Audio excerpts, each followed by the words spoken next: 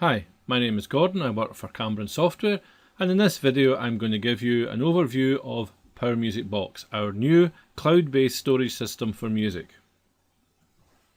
In this video I will cover what is Power Music Box, I'll do a demonstration of Power Music Box in Windows, I'll give you a demonstration of using Power Music Box on an iPad, talk a bit about the Power Music Box website, and finally show you how to create an account and get a subscription for Power Music Box. What is Power Music Box? Power Music Box is a revolutionary cloud-based music storage system for managing all your music, your chord sheets, your sheet music, your playlists, and all the other information associated with songs in Power Music. To use Power Music Box, you need a copy of Power Music 4 or Power Music Lite for Windows. If you have an iPad or other iOS device, iPod Touch or iPhone, you can download the Power Music app and you can use it to display the music you've created in Power Music 4 or downloaded into Power Music Lite. It's a seamless process to share your songs and playlists between devices, whether that be multiple PCs or PCs and iPads. To use Power Music Box, you require a subscription and an account, and I'll take you through the process of creating an account and a subscription on the Power Music Box website. So let's have a look then at Power Music Box on a Windows PC running Power Music 4. I'm just going to launch my copy of Power Music, and as always it checks if there's any updates before it launches the program, and if you're offered an update I suggest you take it. And here is my copy of Power Music. First thing you'll notice is on the toolbar there's an extra icon called My Box. If I click on there, it opens up this window, which is the way we access the Power Music Box. It's a secure system, so I have to have a username and password, and I'll talk about setting up accounts and subscriptions in the second part of this video. I'm just going to put my password in now.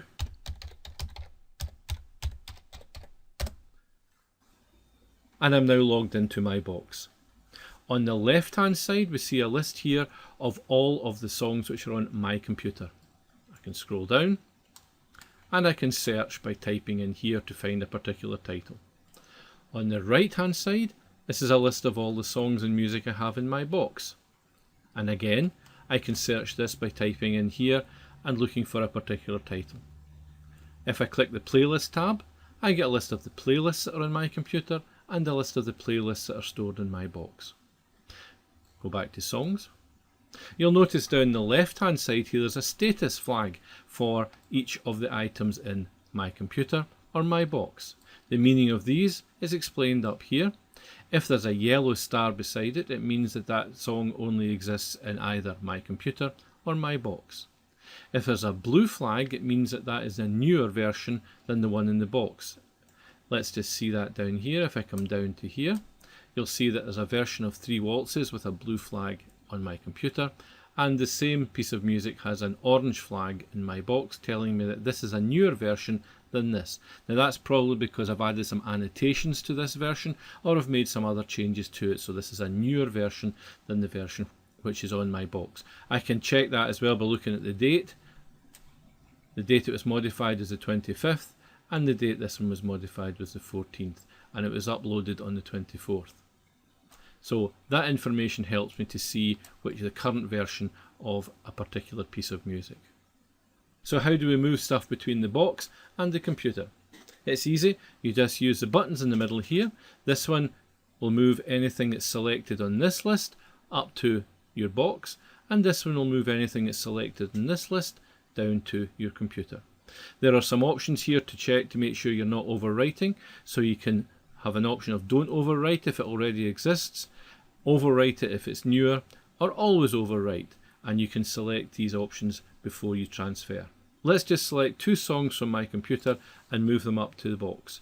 I'll choose that one, and by holding the control key down I can do a multiple selection. Clicking onto my box, and we get a window showing us the progress of the transfer.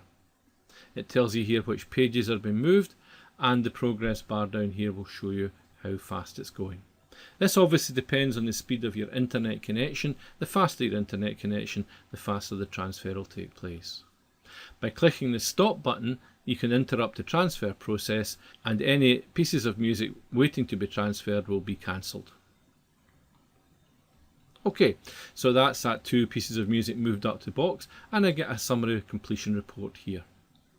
Close that. There's a button down here saying show log. If I click on that, I can see here detailed information on what was actually done in that operation.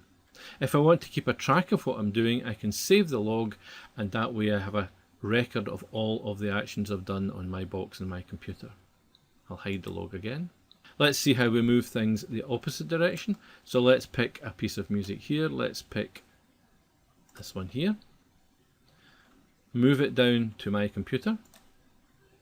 Now again, the speed at which this happens will be dependent on your internet connection, but generally speaking, downloading things from my box will be much faster than uploading things to my box. That's because most people's internet connection is faster for download than it is for upload.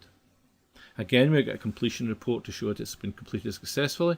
And again, if I look at the log, we'll see now we've got a detailed log of all of the pages that have been moved between the box and the computer. Up in the corner here, we have information. This is what I'm known as in the system.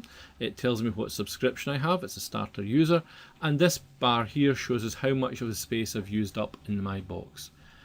It's amber because I'm approaching the limit of my space. It will turn red as I get even closer, and if you've got plenty of space, the bar will be green. I can always delete stuff from my box to free up space, so let's just pick this piece of music here and click on delete. I assure I want to delete it, yes. If I do that, and you'll notice that's it deleted, and it's freed up some space on my box.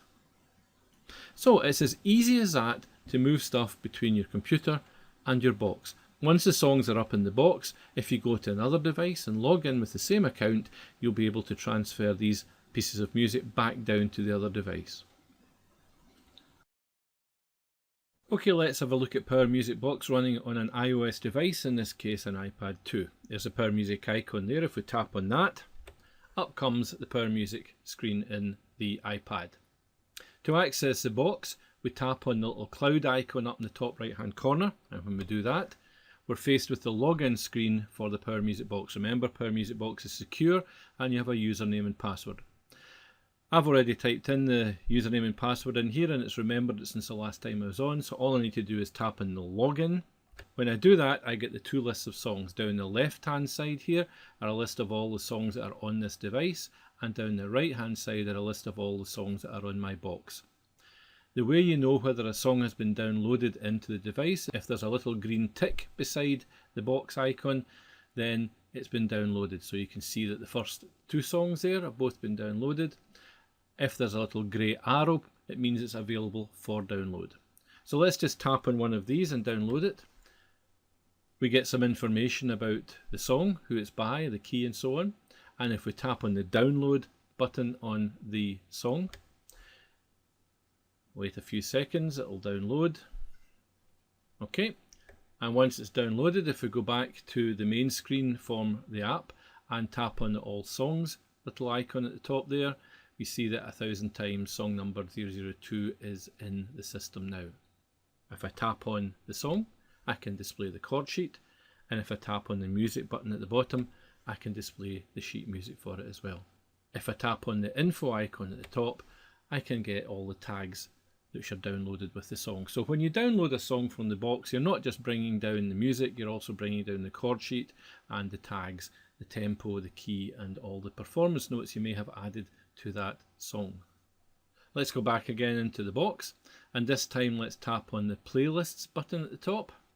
And what we get then is a list on the left hand side of the playlists that are in the device and a list of the playlists that are on my box. Again, tap on one of the playlists, you get a list of what songs are in that playlist, tap on the download button, and the playlist will be moved down into your device.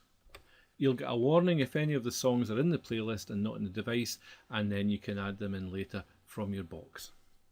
So that's Power Music Box on the iPad, extremely easy to use. Simply tap on the things you want to download, brings them down, same thing with playlists, so it's very easy to move music between devices.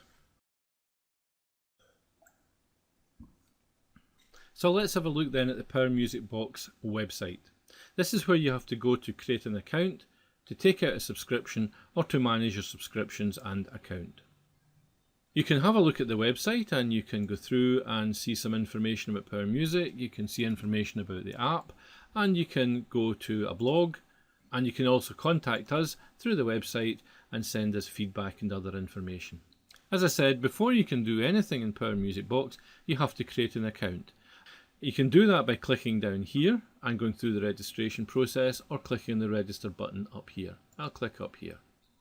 This is the information we require from you to create an account.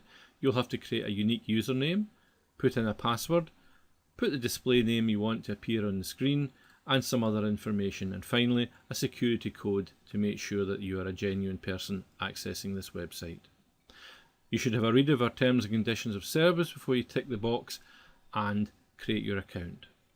Okay, so if you've already got an account, you can go to login.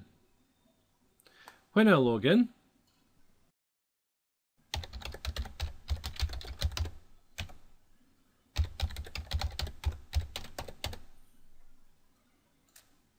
once you've created an account, you can sign up for a subscription.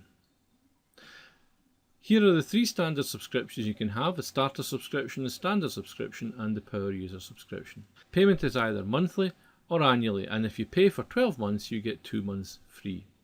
This is all done through our secure payment partner, and no details of your credit card are stored in Power Music Box.